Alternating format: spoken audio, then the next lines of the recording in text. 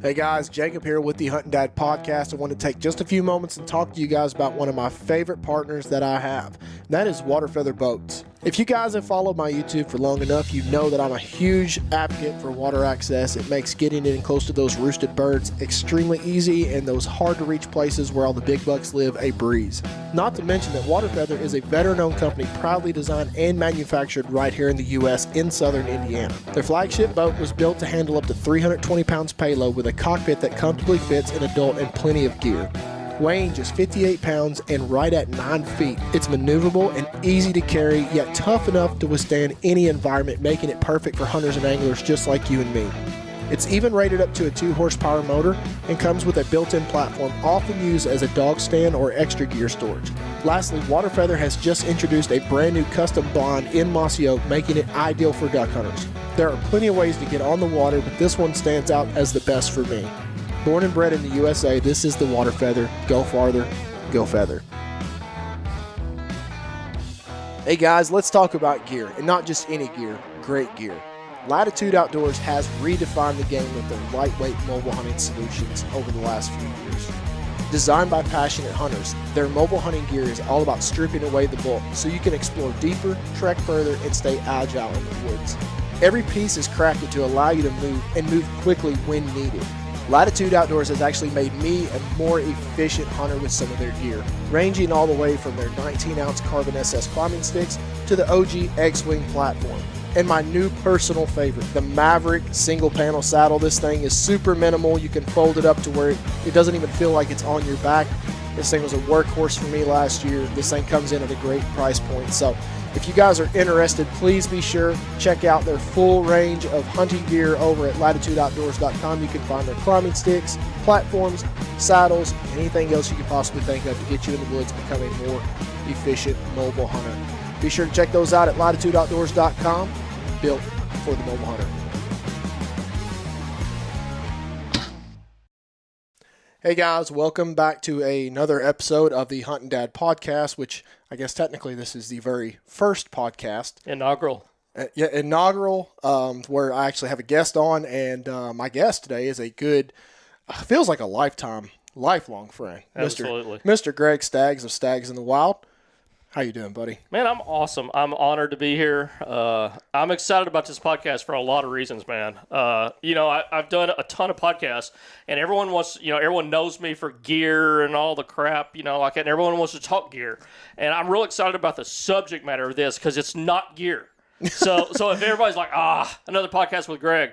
No, this is completely different. I drove here just to be a part of your podcast because it's going to be different. Yeah, I'm excited, and if you guys don't know, this was kind of an idea that I come up with, and I was really on the fence about it because so many people have a podcast. Right. And I feel like, and I'm not saying that mine isn't going to have some, but a lot of it's just regurgitated BS, Leeward Ridge bedding and thermals. Yeah. There's more out there to the things that we love than just, the killing aspect. There's so much more to make it happen. We couldn't get out and do the things we did if it wasn't for the subjects you're going to talk about. Exactly. But before we get started, I do want to announce that here soon, within the next few episodes, after we gain a little bit of following, we are going to be doing a major giveaway. And if you guys have watched any of my videos, you're going to see this product used quite a bit. Water Feather Boats has graciously donated an entire boat to one lucky winner that we're going to do a giveaway. You'll have to pick it up in person. I don't know the logistics as far as what the conditions are to be entered in this, but it's just something to think about. So be sure that you're listening in the next few episodes to find out how you can be entered in that. And, like I said, this is a Hunting Dad podcast. So what I'm going to do every single podcast is we're going to start this off with a dad joke. So I can't wait to hear it, man. Okay. Well, I just want you to know, if you get a message, if anybody out there gets a message from me about canned meat, don't open it. It's spam.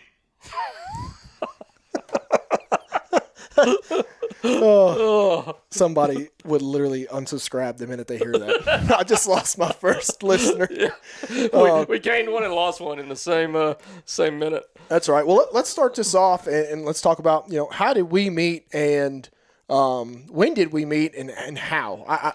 Dude, so Yeah, I tell you what, I think I found you like a lot of people did. I just found you online, and I remember my channel at the time was growing pretty hard and pretty good. And I was searching for content to watch and consume as well, right?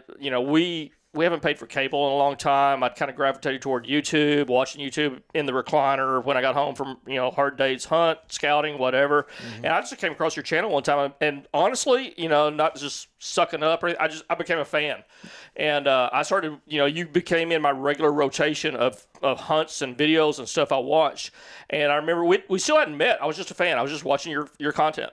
And I did like I said, we were growing a little bit, and I did a gear review that did really, really, really well. And at the end of it, I don't know, I wasn't planning on it, wasn't doing anything. I just remember at the end of the video, I'm like, hey, guys, if I just threw it out there, I'm like, if you guys look like me and you're looking for content to watch and you like things like the hunting public and public hunting and stuff like that, there's a young man out there that I would really highly encourage you to go watch his content, is DO3 Outdoors, Jacob Emery.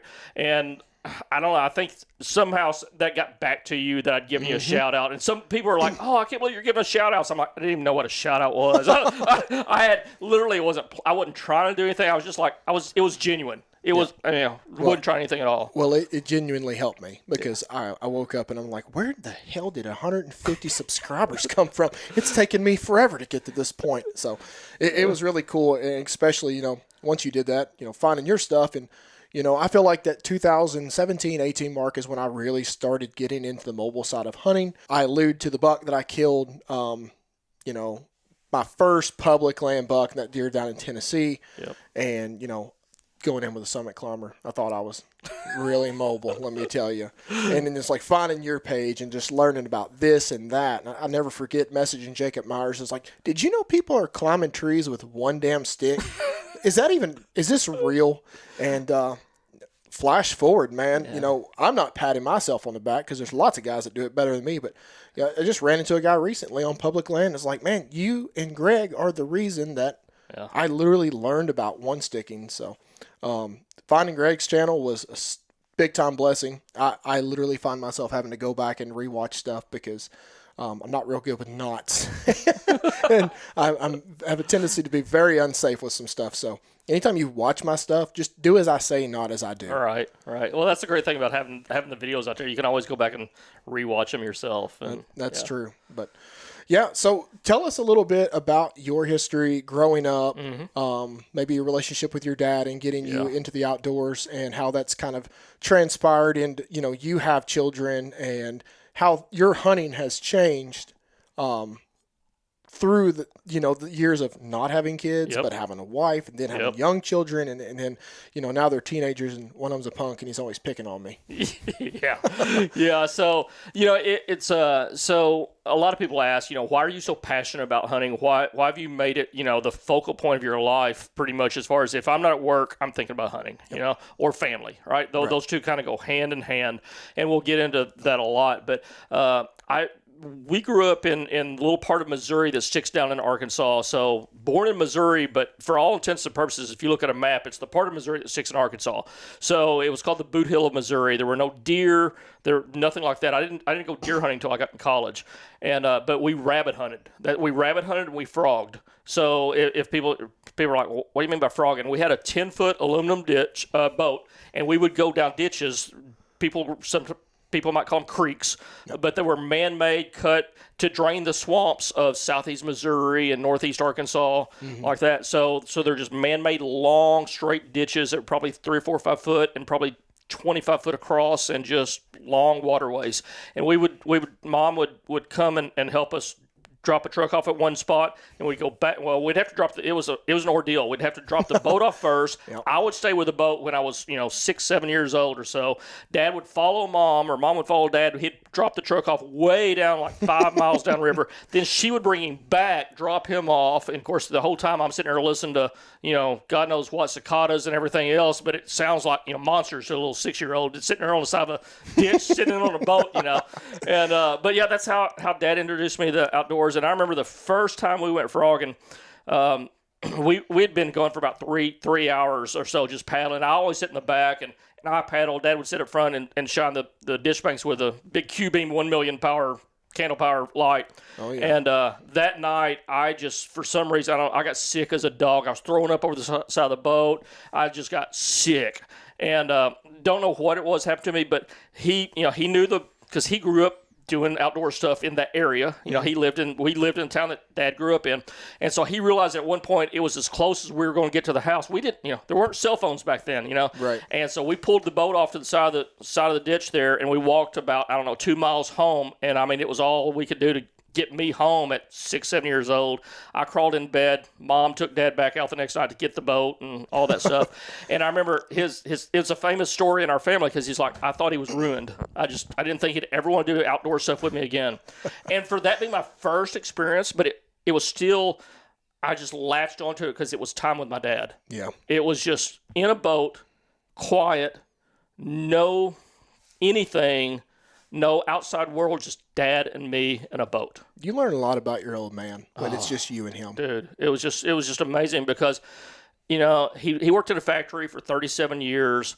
We didn't have a lot growing up at all. Yeah. Like we were pretty poor. We grew up in a 2-bedroom house that, had a floor furnace that I burnt my foot on stepping across one day, like window unit air conditioner. I remember buying our first microwave. I mean, like we were pretty, I'm not saying we were destitute, but we were pretty poor. Right. And so he had a lot of pressures on himself to meet bills and all the stuff that come with. But when we got out in the outdoors, it was just us. And I admired him so much. I remember one of the first stories that before I got big enough to go rabbit hunting with him, we had a couple beagles. But before then, he would go rabbit hunting with one of his buddies. And I remember watching him come through the back, kind of a wooden swinging door kind of thing. Almost looked like an old-timey, shop that like where you'd go buy, country store. That's what our door looked like, and the wooden floors in the kitchen. I remember walking in with his friend after a long day rabbit hunting, sitting down in a chair, or actually do it on the back porch right outside, and just take his boots off and pour water out of his boots. Where he'd been walking in water all day long, and it is like instilled in me. It was like it never said a word, nothing. It just instilled with me almost a work ethic from that of like you do what it takes to get the job done. And I remember that's one of my earliest memories ever is seeing Dad do that. Right. And I just always wanted to be with him hunting. Yeah, I've always been kind of. I don't know if it's jealous or it's just like I've always wanted. I kind of felt like I wanted that experience. I talked about this recently. It was like, when I started, like my drive for the outdoors come from a couple DVDs because my dad drives tugboats up and down the Ohio and Mississippi River, and he's gone for 28 days at a time. Right. That's tough on kids. Yeah. And I'm so thankful my grandparents raised me. He was there for me, when he was home and stuff. Yeah. But he had some old Monster Bucks 4, 5, and 6, Primos, The Truth, those first couple, and it just lit a fire in me, dude. And my granddad had meat hunted, and back in the 60s and 70s, here in Kentucky, just seeing 2 or 3 does a season was a feat. Yep. So he didn't have a crazy drive for it. I think the biggest deer he ever killed, he looks something like my velvet deer that's sitting down there. Obviously. A Jacob Emery special. That's a nice velvet deer, man. So it did not take me long to beat his personal best. Yeah. Now, that's not saying much. But, I never got that, like, my dad or my granddad being able to, hey, this is the way that I used to do it. This is how we do it. This is how we walk through the woods. Right. I've learned these things through all my years. It's like we learned it all together. Yeah. Me and my papa, we learned how to turkey hunt together. And that's why we got our butt kicked the first basically year and a half. I know. Things that me and Greg actually went turkey hunting together this morning. And it's just like, and I still make mistakes. But it's like all those things that we did not know going through the motions. It was just we were screwing up so much. And so I didn't have like an outdoorsy papa or dad. Like we just kind of fed off of each other, Well, and I mentioned we did frogging and rabbit hunting, but that was it. Right. So all the and people don't know me for frogging and rabbit hunting. They know me for deer or something else, right? So, but the deer hunting I learned just like you, 100% on my own, 100%. Turkey hunting came even later, 100% on our own. So there's a lot of trial and error. That go into that. And I think that's another reason that, I was kind of somewhat inspired to do this along with my YouTube is I don't feel like I'm anybody, and I never will. Right. I don't care if I kill 200, 300, 400, whatever, how many big deer in a row. Yeah. it's just like there's always room to learn. And, you know, I was talking to you last night. It's like we have people reach out to us, and sometimes it's like, man, I got other things to do. But it also feels good to help people and get a head start on some things. And, you know, yeah, people need to learn the hard way. But, like, why put people through the ringer at this point? Because 9 times out of 10, you know, if they don't know any better in the woods, there's a chance they're going to screw you up one day. So why not teach them, you know, how to do things? But and if it does feel good to use that platform of experience, not a platform of being judgmental, a platform of experience and being able to say, hey, man, I was where you were. I don't mind helping because I had nobody to help me. So funny story. When I had first started seeing you post on some of these, like the Run and Gun Whitetail Hunters page, and when I see this Greg Staggs guy, he would always have something to say to somebody. And I was like, this guy kind of seems like he's a know-it-all. But Greg does pretty much know it all when it comes to gear. And he wasn't trying to be a butt or anything. He's trying to lighten the learning curve for people. And I learned that over the years of getting to know Greg. Greg is the farthest thing from a butthead, trust me. He's a great dude and a game player. I've just been around a while, so well, we both got gray hairs. Yeah. So I've been around a while, and I've kind of, it's one of those, I've been there, done that thing. About the only thing that I haven't hunted out of is a Baker tree stand, the death trap kind of a thing. But I did start with a V-bar steel climber that literally was a V-bar, and I'm sure it probably slid down a trunk or two. But I've done about everything out there, so I can give a lot of people, I can give people, my experience on, a Maristep screw-in steps, Cranford screw-in steps. I mean, you name it, I've probably used it at some point or another. For sure. Well, let's get into something that, I want to cover with multiple guests over the next, however many months or years. We'll see how long this thing keeps going. I've talked to Greg, tonight while we were eating Mexican. It's like, I don't know how long I'm going to do this. It just depends on how the interaction goes with everybody and if people like it. But the biggest thing that I get asked personally is like, how do you get away? How do you get a chance to go hunting so much? Like, my wife is on my butt, and I just want to get your perspective of things that you can do. And maybe, some things are like, how would I put this? Like, some people may not be able to do it that way, but like, you can, and you may not be able to do something that they can. So go over some of the things that you've done over the years, and I know it's changed from when boys were little to they're older. That gets you more time away. Yeah. Just gets you more time in the So woods. this is, so in our intro just a few minutes ago, we said this is why I was excited to come here, right? Not to talk about gear. It was to talk about this subject here because this is the foundation. This is what allows us to get out there and do what we do, right? I mean, it's like you can sit in the best rut funnel, you can dissect a piece of woods, you can study aerial maps, but you can't do any of that if you don't have the home support that lets you go. And so I'm going to dial it all the way back and and take it to the foundation part of it. My wife and I, we kind of really went through a really, really solid premarital counseling session. Like, it was probably more intense than my grad school work was. And we did that because we met later in life and we got married fairly quickly because we had kind of dated for a while, other people and knew what we didn't want. And then when we found each other, like, we decided to move pretty quickly, but we realized that was going to put us in a high risk category. So we chose to go through a very intensive premarital counseling. And Smart. I can boil it down to all that. I mean, it was weeks, if not a few months of, we were filling out workbooks and answering questions and like I said, taking tests kind of, and it really boils down to this is expectations. What do you expect out of your spouse? That's where most of the fights come from in a marriage.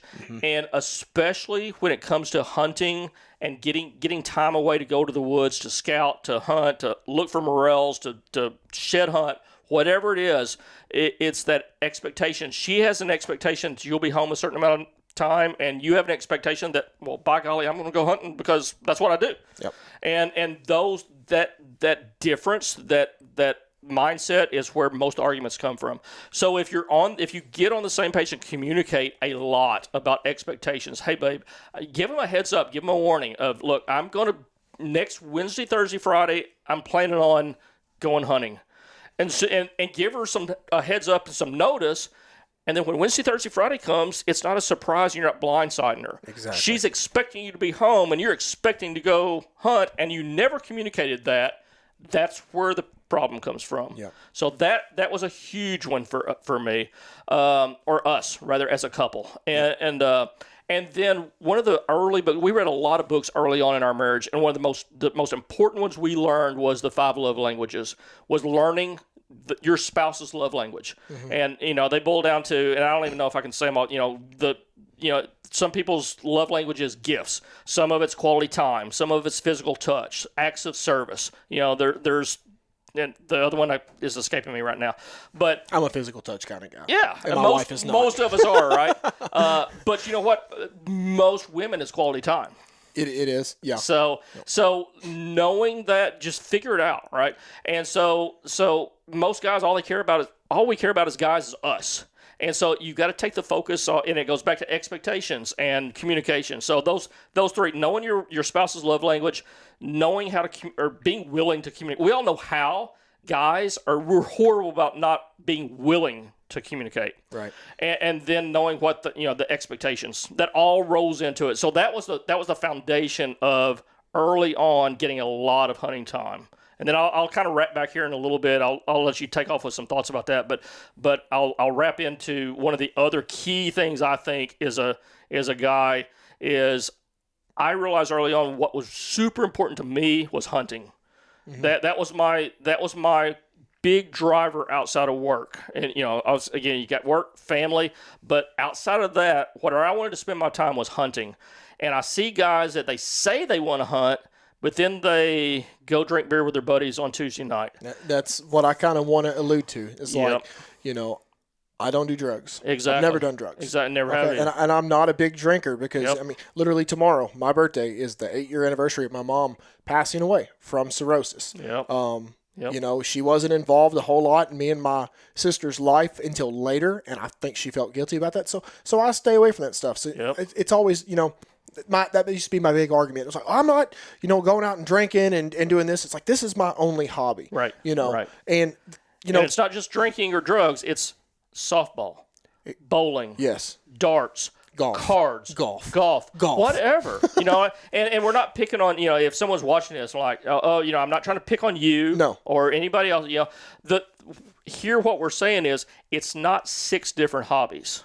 Yeah, this is the passion and the drive. This is all we got. If you're gonna and we're not great. We're not saying we're great hunters, but we do spend a lot of time in the woods. Yeah. That we are saying that. Yeah. And you can't spend a lot of time in the woods if you're doing everything else. You got to pick. People say, well, I'm not a master of anything. I'm a jack of all trades. Well, when it comes to hunting and spending time away from your family, you better not be a jack of all trades. You need to specialize in one thing. Exactly. My wife's biggest thing has, we struggled early, big time. And I took the same mindset into this marriage as I did my last. And guess what? Mm-hmm. I've already been divorced. And, we both did things that, eventually led to the downfall of it. But one of the biggest things with the downfall was like, I met her. I hunted a ton, and it's like I wasn't going to change, and I was not willing to give. Yeah. And you know what? If you get out there and you find a good woman, these deer are awesome. They're cool. Right. They don't mean jack shit when you're dead. Mm-hmm. Your spouse is literally the most important thing, and your children that you're going to invest your life in because, where are these things going to end up one day? In a dump. Yep. Who cares? Yep. Don't your boys may keep them for a while, but after that, that's. Yeah. So her biggest thing is the heads up. Yep. When we talk about like planning trips, and guys know me for, going away 3 or 4 days here and there and everywhere. It's like I'm giving her heads up a long time in advance. And if I'm not, I'm at least watching the weather like a few days out. And my job gives me the freedom. I don't get paid time off, but I do have the freedom to say, I'm not coming in today. That will eventually bite me in the tail when layoffs come. But most of the time it doesn't because I work my ass off when I'm at work. Right. And I make up for it. But just giving her a heads up and helping around the house. Yes. There's been times where, like now, the kids are a little bit more self-sufficient. Mm-hmm. They're easier to deal with. My youngest is still a pain in the butt. But, there was a time where my stepson Kyson was going through it. Yeah. And he was struggling because his dad was not in his life, and he was a holy terror. Yeah. Do you think that's a good time to leave and Right. go 7 days on an elk hunt? It's not a good idea. Yeah. It puts her in a stressful mood, and I'm to the point nowadays to where, I'm only picking high, odd days to go out there and get it done. I'm going to do all my pre-scouting, throughout the summer. I'm going to use, knowledge that I built up in an area, going forward, and use that on those hard days and days where she is stressed out or the kids are misbehaving. I'm sitting at home. Yep. And let's go back and make sure that we really clarify there, because when we're talking about, hey, don't have 6, 7, 8 hobbies, just have one. That doesn't mean do the one as much as you would if you had 6 or 7, 8 hobbies. That means take the time that you would have spent playing cards or darts or something else and taking care of the home front. Yep. So that way you do have the time to go hunting, but you're helping around the house. You're making sure that your wife feels appreciated. You're taking her on a date night every once in a while. Mm-hmm. And I'm the world's worst. My wife's probably going to watch this and go, when's the last time you took me on a date, right? So, I mean, but we used to. We tried. But you do your hunting, get passionate about that, but then do the things around the home that needs to. And I know we were talking about turkey hunting a long time ago, or a couple days ago or so, and you're like, I didn't realize you just got into turkey hunting just a little bit back. Right. And I purposely, like you said, talked about your young, was it your youngest or oldest was being a little terror? Both. But you didn't start doing some other things until they get older and self-sufficient. Mm-hmm. And I didn't get into turkey hunting until my boys were like 9 and 5. So they were about that because I needed my 9 and 5-year-old to be able. I needed mom not changing diapers and doing this and doing that. So because everybody knows I've kind of been doing the 100 sits a year for 28 years or so, and so I've always hunted hard with whitetails, but I didn't feel like I could hunt hard with whitetails and hunt hard with turkeys. Yeah. It was like one or the other. It was like I really about 7 or 8 years ago I kind of got it in my head, little flea-brained idea that I wanted to be a state champion in 3D shooting. I don't know why. I just read about it somewhere, watched some video. I'm like, I could do that, And I started shooting. I bought the big arrows. I bought competition bows. I was affiliated with Bowtech at the time. I had them send me competition bows. I started shooting 3D shoots all around. And finally, my wife is literally the one, and she says, she's like, it's the one time that she kind of basically said, look, you spend 100 days or 100 sits a year in a tree. You do this, you do that. At least that does put meat on the table. Yep. That brings home a little plastic trophy and eventually maybe a belt buckle or something. You need to choose. If you want to be a 3D state champion, go for it. I'll support you. Right. But you can't do that and hunting at the same time. It's the only time she's ever done that. And I'm like, fair enough. Noted. Fair enough. Noted. And so that I didn't get into turkey hunting for the exact same reason until the boys were well to the point where they could actually walk with me and come with me and everything. That's when we got into turkey hunting. Yeah, I feel like after you're married to somebody for a while, eventually they just get kind of tired of you and want you out of the house anyways. I think I'm getting real close to that point with Maddie. It's working out pretty good. But, something you just kind of touch base on is, talk about the participation trophy or whatever the belt buckle, something that both me and Greg, and actually a part of mine is because of Greg, this hobby that we have, it can be self-sufficient. Yeah. I mean, I'm not saying everybody can do it. Right. You can if you put your mind to it, but some people don't have the drive in their head to like, oh, I've got to video this or I've got to get this picture for this company. Okay. And I like to think of myself as the farthest thing from a butt kisser. Yeah. I like working with companies that I believe in and are just good, genuine people.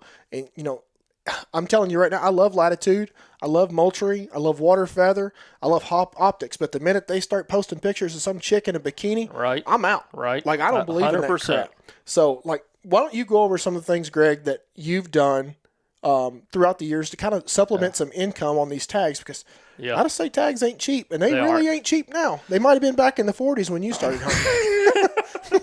Yeah, I've actually heard my wife say that a lot because guys, we'll go out on a couple's date or have a group dinner with people from our church or something, and she's always bragging on the fact that my hobbies have been self-sufficient.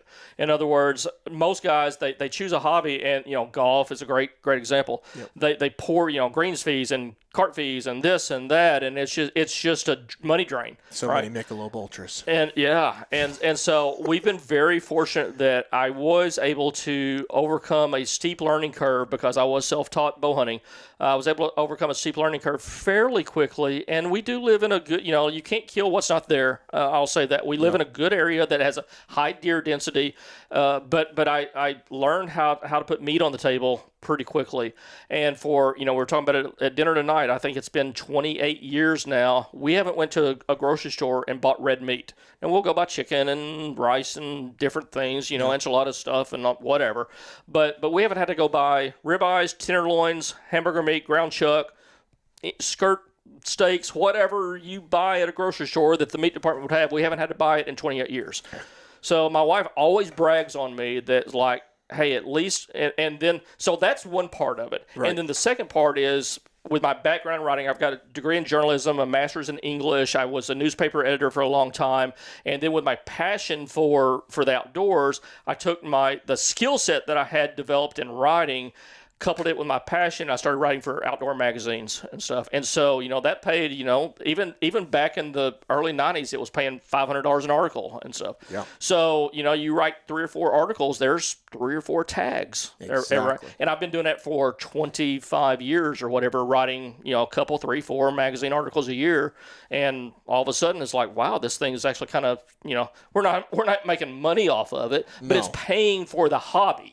Yeah, and it's cool to see your stuff in print. Yeah, it very much is.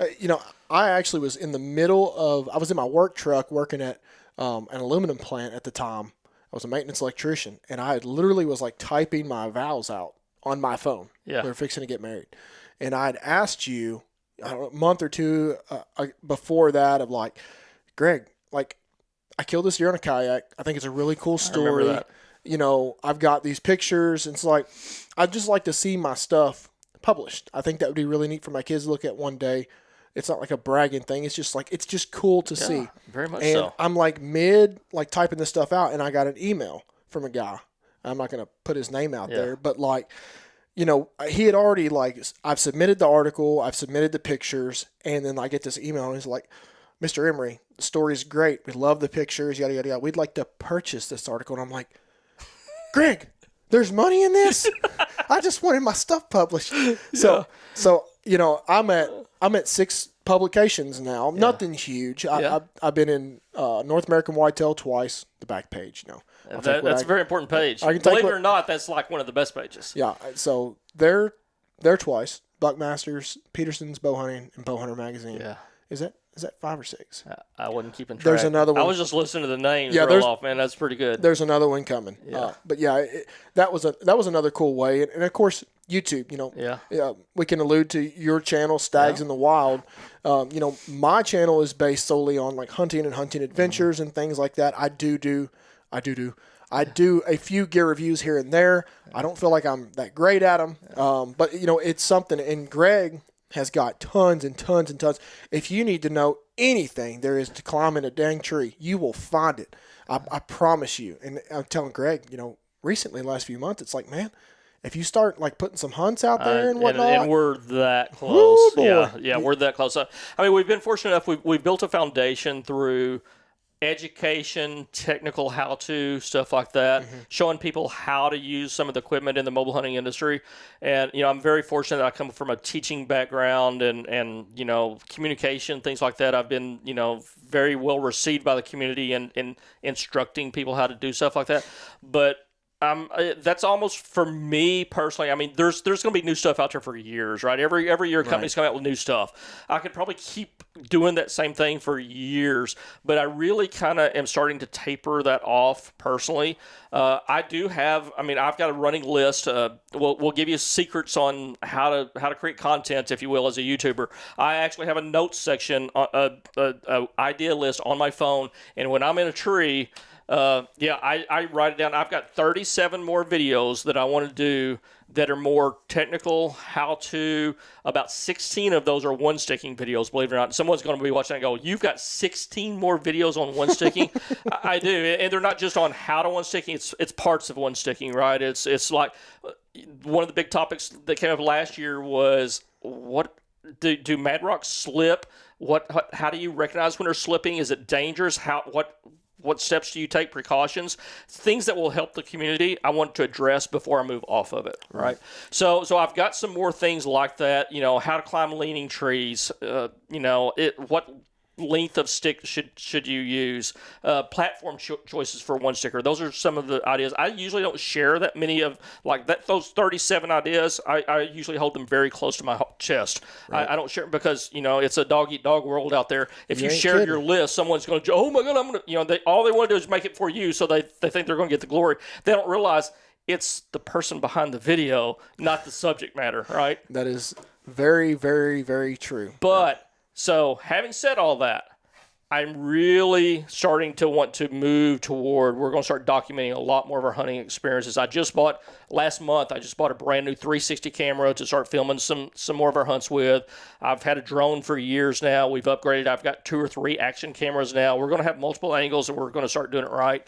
And that's where we really want to take it to eventually is less technical application, how-to stuff, and more hunting stuff. We'll still have something every once in a while in there, but it's going to start shifting for sure. You're going to keep getting the same crappy footage that you've always got, so don't get your hopes up. Well, I tell you what, anybody who's done this, it's hard to get. Even I was filming you this morning, right? Yeah. So we went turkey hunting this morning. Yeah. And it was a fiasco, and at times, and panic, and.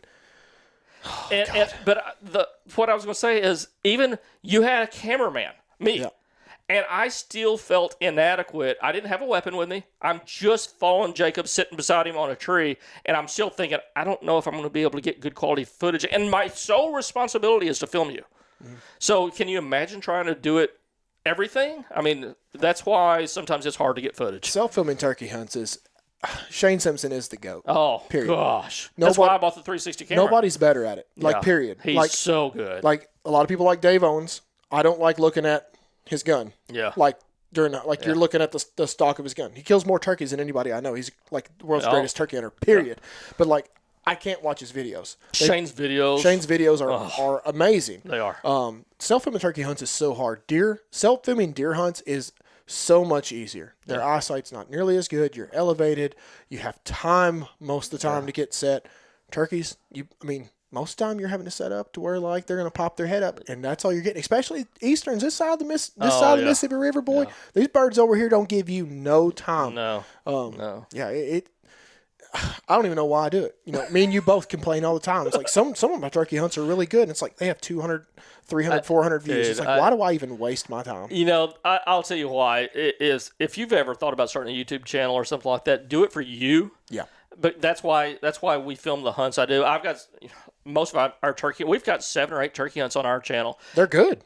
Some of them are. One of them is really good. I take a head off with an arrow of a turkey, and it's pretty sweet video. But they're still low views. But it's things that my boys and I can go back and watch when, 10, 15, 20 years from now. And when they've got little kids coming in, Papa, it's like, show me, I want to see my dad shoot it with you. We'll be able to go back and watch their dad's hunts when they were 15, 16 years old, So, let's stay on the topic of YouTube. YouTubers kind of get a bad name every now and then. Yeah. And I can't stress how important it is to be respectful, especially out of state, to the residents of what you're filming and what you're talking about. Now, I've been guilty in the past, really big areas, in Holly Springs, Talladega, yada, yada, Land Between the Lakes, all these big, national forest signs and stuff like that. But, anybody that's going to do any homework whatsoever in places like that, that's going to be some of the first things that pop up. And that's a given. They're not just going to throw a dart at the map and be like, I'm going there because Jacob Emery said, they're going to do their homework. Yep. So, but how long, because you're right at 15,000 subscribers. I looked before we started recording. Yeah. How long has it taken you to kind of get to that point? And is there anything that you've seen that was just like a boom, a growth spurt?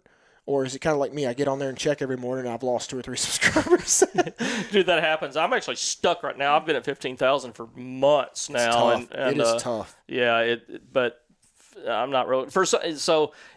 We can talk about goals too, because we both, you have goals all the time, right? And my goals, for some reason I got it in my head, I want to get it to 25,000. After that, I don't care. I literally, that's my goal. I want to get to 25. Say I hit 25,000, and after that, I don't care a bit. But yeah, you'll go up and down and everything. It's crazy. I don't know.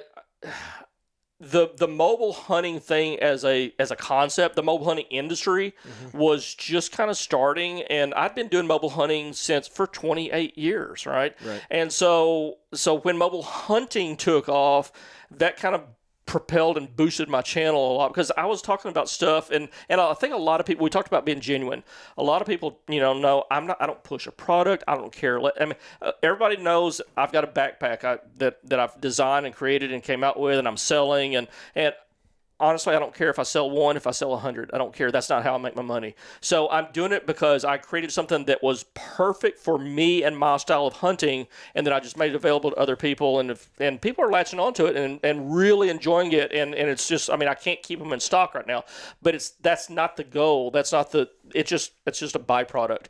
And so I say that backing up to talk about be genuine, right? I think a lot of people recognize that I had, at the time, probably 25 years of mobile hunting experience, and it just coincided with the explosion of mobile hunting. And so my channel took off because a lot of people realized that I wasn't trying to talk out my butt and talk about things that I didn't know about, or maybe I'd got and unboxed one day, made a video, and then sent it back to the manufacturer the next day, which has been done in this industry many, many, many times. Yeah. So, for sure.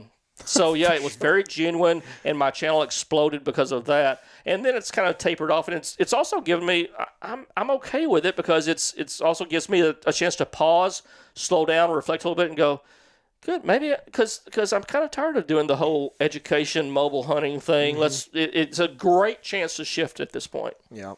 If you're looking to add a few new trail cameras to your arsenal this fall, look no further than Moultrie Products. Moultrie is one of the biggest and most trusted trail camera companies in the outdoor industry, and they have taken my scouting to a new level.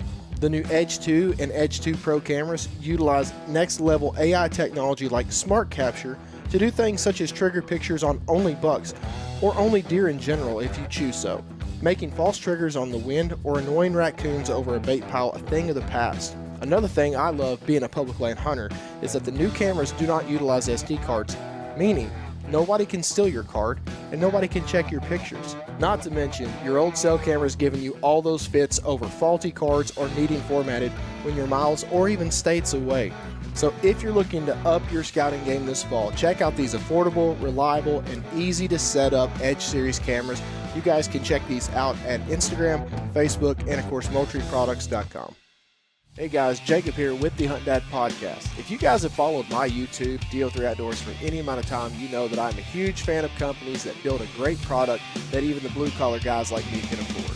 For years, I would skimp out on optics on my hunts because of that intimidating price tag, or knowing that what I could actually afford at a young age was going to be absolute junk.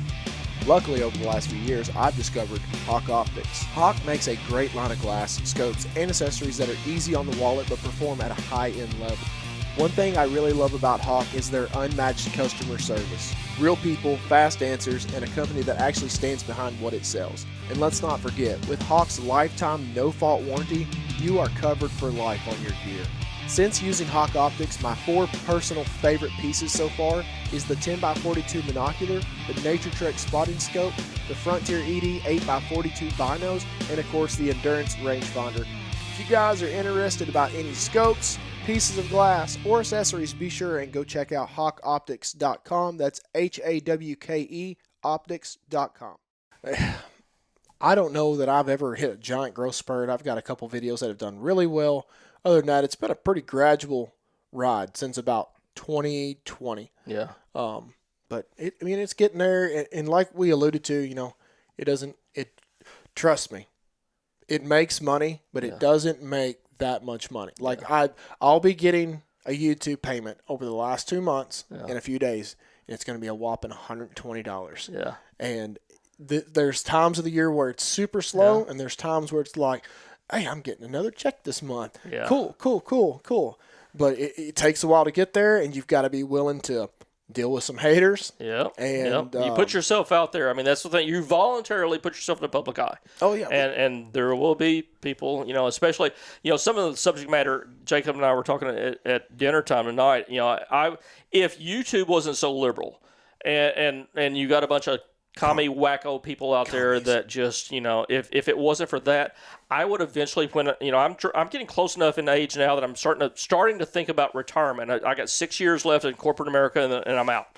Yep. And at that point, if it wasn't for YouTube being like they are, I would really shift my whole channel to pure trapping, to be honest with you. If I was just going to be a money-making adventure, because my trapping videos do really well. When I started my YouTube channel, a lot of it was trapping early on, and it didn't take long. I was getting checks over $1,000 a month, and that's early. And I'm like, wow, this could be something really big. That's a mortgage payment. Yeah, very much so. And then I didn't do as many trapping videos, and the money tapered off some. But I'm like, it would be real easy to go back that direction. But I know there's a lot of people in the trapping community that have had their channels shut down, muted, demonetized, and so I can't make that a retirement plan to go that way when they're just liberal wackos.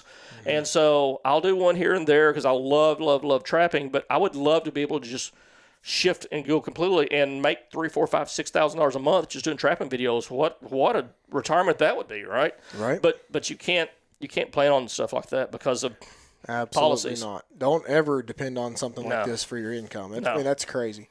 And I just want to say something. The Hunting Public did a video a while back. It's like, how much money do we really make on YouTube? Yeah. All right. There used to be that, I don't know the name of it, but you used to have a number here, a line, a number here, an equals, an X, and a number here. Yeah. Okay. And I did an equation. Yeah, an equation. Okay. Sorry, it's been a minute. Yeah. But I was like, I took my views versus what I'm bringing in and took their views and calculated the X. They're making plenty of money. Oh yeah. They're making plenty of money through YouTube. And there's all kinds. Once you really get into the YouTube algorithms and understand, the metrics that drive it and everything, some channels will make more than another channel and they got the same equal amount of views because their metrics are. They get more views per channel, per video, and stuff like that. It's been a while since I've dove into the studio part of it and everything. I definitely don't pay no attention to it anymore. Yeah, it's just not worth I did early. When I was starting to make a lot, over $1,000 a month, it was a lot of money for me at the time. I was paying a lot of what the earnings were per view and all that stuff, and I haven't looked at that in a couple years now. But you can make a lot of money in merch and other things like that. I don't. I've lost so much money in merch. It's not funny. The main thing I do nowadays, I print shirts that I want, that I'm like, because I'm like, same thing we were talking about with DO3 Outdoors. But I owe Greg a shirt. Yeah, he does owe me a shirt. But it's like, man, if you're going to go out there and promote a brand, why promote Nike or, whatever it may be, Fila, whatever, Columbia. Like, why don't you just promote your own stuff? So I started. That's the whole reason I started printing up my stuff. Is like I have things I want, and so if I sell several of them, just to kind of maybe recoup that cost of getting it printed, bonus. Nice. Well, let's talk just for a few minutes, and then we'll kind of get into the closing of this first podcast. It's like, we alluded to the mobile community, and let's go over some of the positives and both negatives of it, because nowadays it seems like you jump on a Facebook group every now and then, and it's just people just bashing because it's this way or that way, or sometimes there's some encouragement and whatnot. Yeah. Like, I feel like it's changed drastically over the last 6 or 7 years. Yeah, probably so. It's you've got people, unfortunately, and you see the good and the bad of it. I tell you the good part of it is I mentioned it. I shot a video in your living room last night of you showing off some of your best deer, and I kind of jokingly called it a whitetail cribs with DO3, because if you guys remember those cribs videos, I love those. Are some of my Exodus, I think, did them. Yeah, Exodus did some, and then of course you got MTV Cribs, where they show Shaquille O'Neal's house and stuff like that. So we just did a little short on my channel, but I did post it on my personal Facebook page, and I said, hey, I've been in this industry for almost 30 years now, and as a writer, as someone helping with the R&D of products behind the scenes, as manufacturers reps, whatever it may be. I've been very blessed to work with a lot of some of the top name companies in the industry. So I've been involved for 28 years of it. But out of all of it, the best thing that's come out of it is meeting people like you, the relationships and the friendships I've built. We went hunting this morning together and had a blast. Right? We've never hunted together, not one time. And so we've known each other for a while. And we finally get to hunt together, and Lord willing, we'll do that a whole bunch more. I mean, I really want to do that. In Illinois this fall. Yep, we can do that. Kentucky, Tennessee, Illinois, Missouri, Iowa, wherever we end up. Right? I'd like to go back to Iowa. Yeah. With a better muzzleloader. I bought my first Iowa point last year. But so the relationships, the friendships, that's the beautiful thing. Then you see, just naturally, you'll have people that are, again, I'm not trying to pat myself on the back or you or whatever, but people that are genuine will rise, the cream will rise to the top, and those people kind of sort of little bit get put on a pedestal. Everyone recognizes them because you help somebody more than other people, you become more recognizable, whatever. Then the bad part of it is jealousy sets in. It can. And I've been jealous. Yeah. I'm going to be real. Like, sometimes it's tough to see people that you feel like don't work as hard, just like do so little, and right, like a lot of women in the outdoor industry. Yeah. Well, I got a couple podcasts planned with some of my good friends that they are genuinely awesome women. And I bet I know one of them that you're probably going to bring over, and I can't wait to see that one. So I don't know if I'll bring her over. That's probably Maddie, just sit outside and watch in the window. We're good. Yeah. But, well, her dog might not get along with your dogs either. So that's true. Yeah. That's who I was She is going to come on, and we're going to talk blood trailing. I'm really awesome. excited about that. That's who I was thinking. But yeah, man.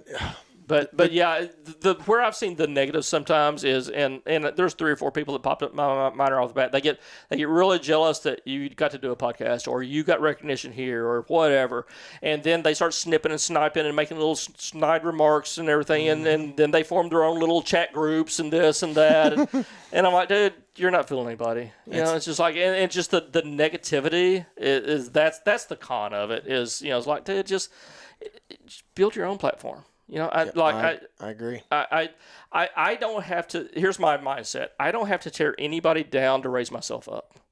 I'll never will. Will. I really try not to. Yeah. I really try not to. But yeah, the friendships that's come from it, like, I've met you, I've met Chris Leppert, I've met, Jubal Dyke, I've met, I'm going to be mad that I've forgotten, like Jake Bush. Yeah, there's so all many, these people have just taught me so much. Mm-hmm. And I'm so thankful for that. Right. But there's always those people that have got something to say. Yeah. And again, it goes back to... they're normally the ones eating tags. Yeah. It's weird how that happens. Yeah. And some of the ones I'm just thinking about when I was like, they've eaten tags for a few years now, and then you notice when you make a good kill, and like my canoe buck I killed this year, I got to, it turned out to be an epic picture. My son snapped the perfect picture at the perfect time, and it got like 900 likes on. I was jealous of that picture. That was an awesome picture, but it was so funny. I went through some. There was one person there, and I will not mention his name, but he's become a hater, and it's like it's so funny. It's like, you're not a hater, you're a fan, because you follow me everywhere. And I went through all that, and like didn't like the picture. I'm like, oh, that's cool. Man. So that's just like, sometimes that's motivation to keep succeeding too. Yeah, for sure. Well, do you have any additional thoughts? I'm going to try to keep this under an hour for the first one. Yeah. Anything else that you want to touch on? So let's circle it back to what we were originally talking about, family, and how to work family into it and everything else. Sure. Because I think that's really where I wanted to focus at and what I was excited about. So we talked about your spouse, right? Whether you're a man or a woman watching this, it works the same both ways. 100%. Expectations, communication, love languages, things like that. Then when you get your kids, we talked about don't leave mama or daddy home with the kids when they're going to have to do all the work, right? And my wife has been just a saint in putting up with way more than she needed to, right? Mm-hmm. But then when they do get big enough, here's the last thing I want to close out with. Make it fun for them. I have a lot of people reach out to me and go, hey, man, we realize that both your boys are passionate about hunting like you are. Mm-hmm. What's a big tip you can give me? And I'm like, keep it fun. When I started taking my boys turkey hunting, we set up a blind. I know a lot of people, true diehard hunters, aren't blind people, right? You hate taking a blind in. I get it, right? But I took a blind in. They would take a little backpack full of Hot Wheels cars, a little pad of paper, whatever. And dude, I've got a a picture of both my boys holding a hen turkey neck up, and they're holding it up, and they're in front of a blind, and I'm sitting there. I killed it with a bow. One of them had fallen asleep. The other one was playing with Hot Wheels cars. And I just happened to look up, and there was a line of hens 35 yards out walking away. And by the time I woke them up, got them to look, by the time I was actually able to shoot the last one in the line, she took flight, made it about 100 yards, and I watched her fall into the woods. We went and we blood trailed her through the air as she was flying, so much she was leaking. And we blood trailed her, and then we finally spread out and found her. And I got that picture. But the whole point of that was we made it fun. Like, I remember one time that we were whitetail hunting in a blind. Again, it was January 14th. It was like the last day of Missouri's season. We had been in the blind for a couple hours rather on January 14th. It was probably like 25 degrees or so. You got to have a line. We were right there. It was just getting prime time. So my oldest was with me, and he was like 6 or 7 or 8 at the time. Just getting, we had suffered through this part to get to this moment, right? And he looks up and goes, "Dad, I can't make it anymore. I'm cold." And dude, my thought was like, we've done all this to get to this point now. But I didn't say that. Right. I looked at him. I said, "You ready to go?" Yeah. And that's a hard pill to swallow. It's a very hard. When you're passionate like we are, we're dedicated. We do things that, let's be honest, we pride ourselves with water access things. We pride ourselves on doing what most people won't do to get the results that most people can't have. Exactly. Then when it got to that point, I was like, okay, let's go. Yeah. And we packed up and we walked across the field 25 minutes before sundown at prime time. Oh. But the point is, don't make it brutal for your kids. I see so many dads that want to do that, and then 3 years later they don't understand why their kids don't want to hunt with them. I'm guilty of that. I pushed my first daughter. I did, and I wanted her. And girls are tougher to get to that side. I mean, that's just the bottom line. Right. But I did. I woke her up to go turkey hunting when it was freezing cold. Yep. And that's the first thing I said this year. I was like, "You want to go turkey hunting this year?" She goes, "We got to get up early in the morning when it's cold." And I'm like, "Yep." She's like, "I don't want to do it." Yep. And when you take kids, when you take them out, you need to accept the fact that it's probably not going to happen. Right. It's their hunt at this point. I heard this on the Southern Outdoorsman recently. Cuz Strickland was talking about it. It's like you get them to go 3 times and they're hooked. Yeah. But when you take them, it's no longer your hunt. It's their hunt. And those are his words. I don't want anybody to think I'm stealing them. Yeah. But, like alluding to what you said, last year, November 2nd, my little boy, my stepson Kyson, is begging me to go. I'm like, it's November 2nd. It's bow season. Yeah. I was like, that's one of the best days of the year. And Maddie's like, you really need to take him. I was like, I really don't want to take him today. Like, I will take him during gun season when it's easy and I can shoot one at 150, 200 yards. But I did. And I took him, and I didn't have any high expectations. And we walked past that spot today. I said, "Greg, look at that rub." I was like, November 2nd, me and him were walking in here. I looked over, and I seen that rub. And we're super close to a parking lot. Not very far at all. Yeah, no, in terms of public hunting. Right, yep. So, I'm like, all right, Kyle, let's go. And I've got this elevate rise stand right here on my back. I've got a latitude platform, and I think I got one stick. And we followed that, and we've seen another rub, and we've seen another rub, and there's a beech tree out in front of us. I'm like, oh, crap. I was like, and I glassed it. Big scrape, big twerp scrape. I'm like, okay, let's just see what happens. I've never hunted this area. I've walked past it a million times. Yeah. I put the stick on the tree. I put the stand in the tree. I put the palm of my hand on his ass and pushed him up in the stand. He's 7 feet off the ground, no harness. I was like, just don't move. Yeah. He's got his little Nintendo sitting there. Yeah. He's quiet. It's not that cold. And I'm hanging out, behind him on the tree with my bow. And we seen the second biggest deer in that area that night, right underneath our nose. And he got to witness it. And I actually took a shot at this deer at about 50 yards. And I felt confident at 50 yards. And I hit a branch. I actually ended up hitting that deer through the back of his front leg. Bled pretty decent for a while, I found out the next day. But super unlethal hit, chasing does within days. Right. And we now name that deer Lieutenant Dan. So, but it's just like, I wasn't. But I bet he'll never forget that. No. And he talked about, he was watching my YouTube the other night. He's like, "Where's that hunt?" I'm like, "Buddy, I didn't put that hunt out there. I don't want nobody to see that deer until I kill him." Yeah. So, but like, I didn't expect to kill a deer that night. I had no expectations. I was ready to burn one of the best nights of the year just to take him and let him just experience it. And it's a dad, you got to be unselfish. Yeah. And it's hard. It Very hard. It is very, very, very, very hard, but there's going to come a day, there's stages of being a hunter where you just want to get one, and then you want to see how many you can get, and then you want to kill the big ones, and then it's the point where it's like, I never understood with my granddad. It'd be a 30-degree morning, November 10th, whatever, and he wouldn't want to. Like, I don't want to go out there and sit with you. It's too cold. And I'm like, what do you mean you don't want to sit? He just didn't care that much. He just wanted me to go and have fun. Yeah. So, but, man, we're right at like 57 minutes. I'll tell you what. It goes quick, doesn't it? This went a lot smoother than I thought. Like, this is my first podcast sitting down with somebody. Well, I'm honored to be your first podcast. I appreciate that. And it's been fun. I hope somebody can take something away from this. And like I alluded to in the first podcast, you guys that watched, it wasn't near as long, I wanted to bring a different angle to the side of tactics and whatnot, because it ain't all just thermals, trails, yada, yada, yada. So we couldn't do that if we didn't address the situations at home that we talked about here. Yep, and I'm excited to have some more people on. I'm excited to get a woman's perspective from it. Yeah, because you could sort of zero in on that subject. We're all going to have something different that made a difference in our marriage, the support we get at home, how we go about it. We're all going to have different ideas and things that we do that make it work. No, just remember, guys, I'm going to say this. If you're dating and she's already on your ass and you're barely going, I ain't saying leave her. I'm just saying you better be ready. You better buckle up, because it ain't going to get no better. I wrote an article for Peterson's Bow Hunting about that very topic. It's on my website. It's a reprint of that article. What's that website? The website's stagsinthewild.com. Okay. And you can go, so we've got a bunch of tabs at the top of the page. One of them says published articles on stagsinthewild.com. It's how to cultivate a supportive bow hunting spouse. Nice. So go read that article. Yeah. Remember, guys, it's just a deer. Don't lose your marriage over it. Don't get rid of your girlfriend unless, like I said, she's nagging you about going already. Get rid of that one. Go find you a better one. There are very many good ones out there nowadays, so We've got some good ones. Be selective. That's right. Guys, if you haven't already, which I'm sure you haven't because it's one of the first episodes, go out there.